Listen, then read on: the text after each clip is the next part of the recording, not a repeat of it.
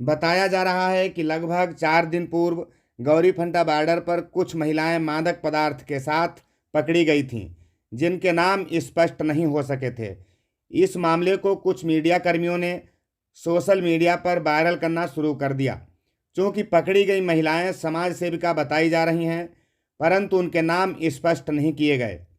तोड़ मरोड़ कर समाज के सामने पेश करने से पलियानगर की साफ सुथरी छवि से पहचानी जाने वाली ईमानदार समाज सेविका यथार्थ सेवा समिति की अध्यक्ष बीना गुप्ता ने एक वीडियो जारी करते हुए उसे सार्वजनिक किया है, जिसमें उन्होंने संबंधित मीडिया कर्मियों से आग्रह किया है कि जो महिलाएं पकड़ी गई हैं उनके नाम स्पष्ट किए जाएं, ताकि समाज को पता चल सके कि वह कौन महिलाएं हैं जो ऐसे घिनौने कार्यों में लिप्त पाई गई हैं।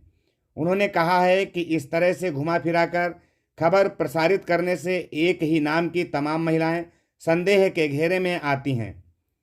क्योंकि मामला समाज सेविका से जुड़ा हुआ है, इसलिए उन्होंने पकड़ी गई महिलाओं के नाम स्पष्ट करने अथवा भ्रामक खबर प्रसारित करने की गलती स्वीकार करने का आग्रह किया है।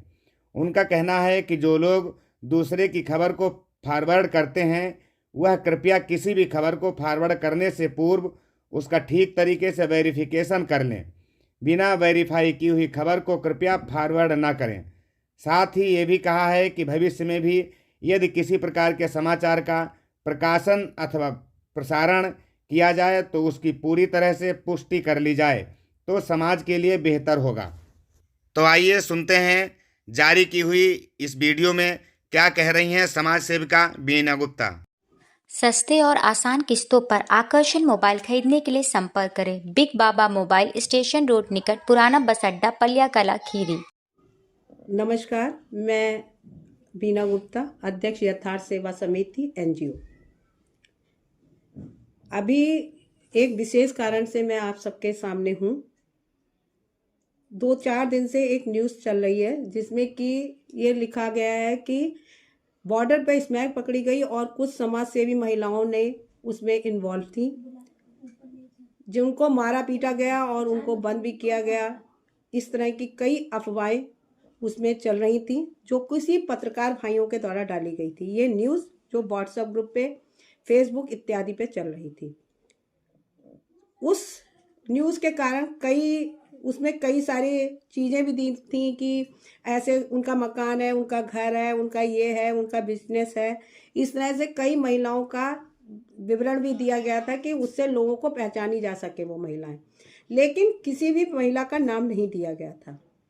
आज मैं आप सबके सामने ये बताने जा रही हूँ कि उसमें कहीं ना कहीं हमारी संस्था का और हमारे यहाँ की महिलाओं के ऊपर कई प्रकार के आरोप लगाए जा रहे हैं, जिससे मैं बहुत ही परेशान रही और उसमें मेरा भी कहीं ना कहीं नाम आ रहा है।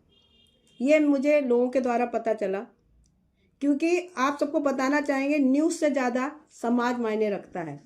जब अंदर से कोई बात उठती है और उसमें समाज में फैलती है तो उसको किसी भी तरह से पार पाना बहुत मुश्किल हो जाता है और लोग बगैर किसी भी प्रूफ के बस उस पर आरोप लगाना शुरू करते हैं और उसको गलत ठहराना सिद्ध कर देते हैं।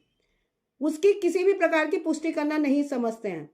तो मैं आज इस वीडियो के माध्यम से अपने पत्रकार भाइयों को बताना चाहती हूँ या उनसे निवेदन करना चाहती हूँ कि आप लोग प्लीज़ ये सब रोकिए। जो भी न्यूज़ आपको डालनी है वो आप नाम के साथ डालें, और जिससे कि लोगों को पता चले कि सही आरोपी कौन है और किसने ही गलत काम किया है।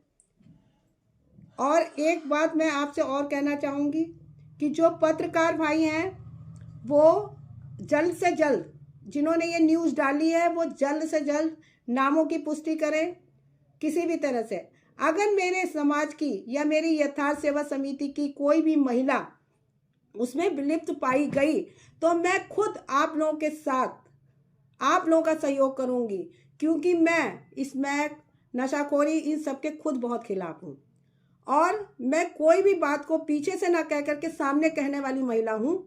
और जिनका भी नाम आपके लोगों के सामने आ रहा है उसको मैं ये चाहूँगी कि पत्रकार भाइयों को अगर जो लग रहा है वीडियो है उनके से हमने बात करी तो उन्होंने हमें बताया कि मेरे पास वीडियो है या ऑडियो है, जो भी आपके पास है वो आप सबूत के सामने पेश करें, जिससे हालांकि मैं खुद ये इस बात के लिए सीओ साहब को और एसएचओ साहब को खुद एप्लीकेशन लगाने जा रही हूँ, क्योंकि बेकार में किसी के ऊपर आरोप लगाना भी एक मानहानि का मुकदमा दायर करने लायक ही बात होती है।